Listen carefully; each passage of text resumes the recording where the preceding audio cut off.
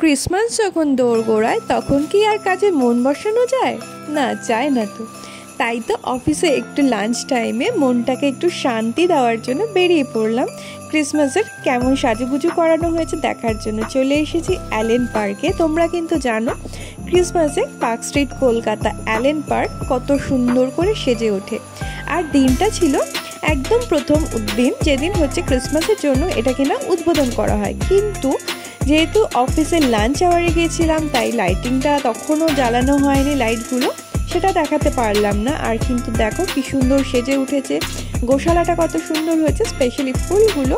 এই যে দেখতে পাচ্ছ, আমি আমার অফিস কলিগ দিদি আমরা দুজনে বেরিয়েছি, একটু পোস্ট দিলাম, ছবি তুললাম। আর কত সুন্দর করে সাজানো হয়েছে পুরো পার্কটা। এই যে দেখো উপরে লাইট দিয়ে স্টার করা হয়েছে, মানে একেবারে ঝলমলে একটা সিচুয়েশন হবে রাতের বেলা।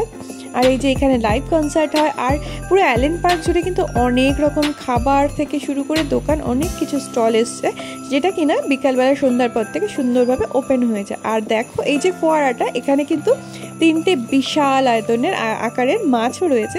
এত বড় মাছ কিন্তু আমি পুকুরে জলে প্রথম দেখলাম। বাজারে দেখেছি ঠিকই, কিন্তু এইভাবে ঘুরতে প্রথমবার দেখলাম। আর এই যে চলে এসেছি আবার অফিসের মধ্যে, এখানেও একটা সুন্দর গোশালা তৈরি হয়েছে। তো ভীষণ